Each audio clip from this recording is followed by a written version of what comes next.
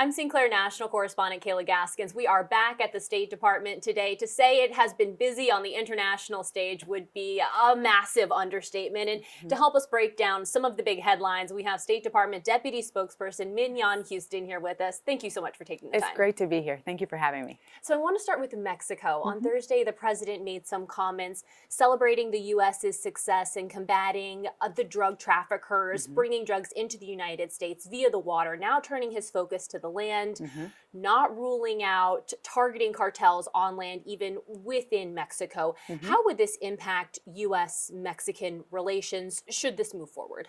Absolutely. Where I can speak to the fact that we have unprecedented levels of security cooperation with Mexico right now under the bold leadership of President Trump. We meet on a regular basis, monthly basis, with our partners in Mexico to talk about ways that we can ensure our citizens in both the United States and Mexico are safe, are prosperous, that the cartels, they really are a threat to not only U.S. citizens, but Mexican citizens alike, threatening the sovereignty of both of our countries. And so this is in the best interest of both of our nations to think about ways moving forward to ensure that these cartels are no longer wreaking havoc across our countries. We heard the president's remarks. We have seen this unprecedented level of security cooperation between the United States and Mexico, but we need to see more.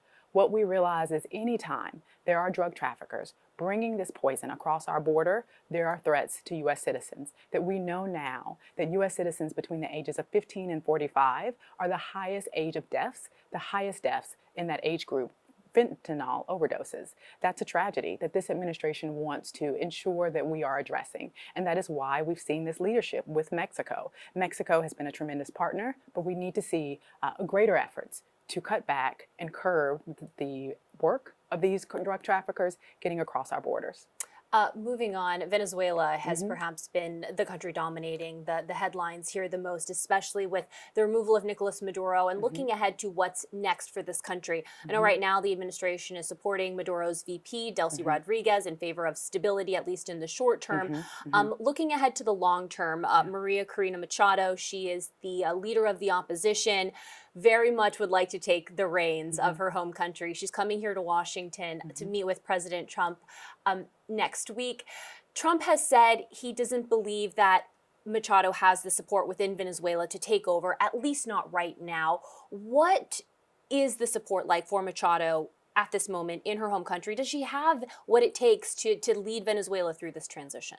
Well, look, we heard directly from the secretary in saying the strong relationship that he has had over the years with Machado, the great respect he has for her as well as the world as it relates to her award, the Nobel Peace Prize. We want to see a Venezuela right now that is able to work towards compliance and cooperation with the United States. We have a number of things we want to see with Venezuela as it relates to being able to stop this Venezuela from being used as a safe haven for our adversaries to pose threats against the United States. We want to ensure that Venezuela is no longer allowing drug traffickers to bring their poison into the United States and that the revenue from their oil is benefiting the Venezuelan people. There are a number of things the United States needs to see right away, and we're working with the realities on the ground right now to see this work come into fruition. The United States is making a bold step here. We are doing things that have never been done before, that past presidents had the opportunity to do but did not. This administration is going to move forward with a Venezuela that is more prosperous, more secure, and more stable. Now, the U.S. closed their embassy in Caracas back in 2019. There's been some chatter about the possibility of reopening that embassy. Where does that stand right now? Well, right now we are in the phase of assessment, taking a look at what steps we need to make in order for it to be a reality for us to resume operations should the president make that decision to do so. This is really just an opportunity for us to see what are the challenges, what are the risks, and where we can go with next steps. For those that aren't familiar with the way diplomacy works, why is reopening an embassy such a big deal, and what exactly does that mean?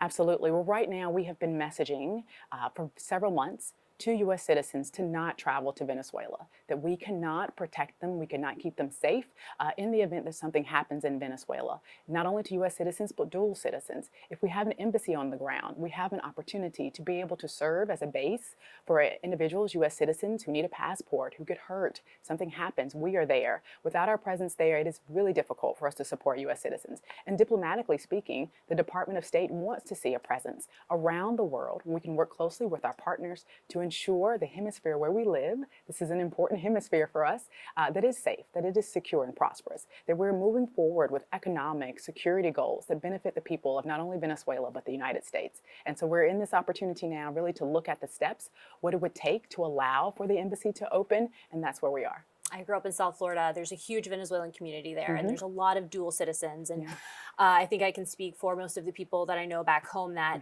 reopening that embassy or repairing this U.S.-Venezuelan relationship would mean a lot to a lot of people here in the U.S. Moving on to Greenland, another country making a lot of big headlines for a lot of different reasons. Secretary of State Marco Rubio is meeting with the leaders of Denmark, or not leaders, but with representation from Denmark and Greenland next week to hash out how do we move forward with achieving the U.S.'s strategic goals and balancing that with Denmark and Greenland's priorities. What do we expect to come out of this meeting next week?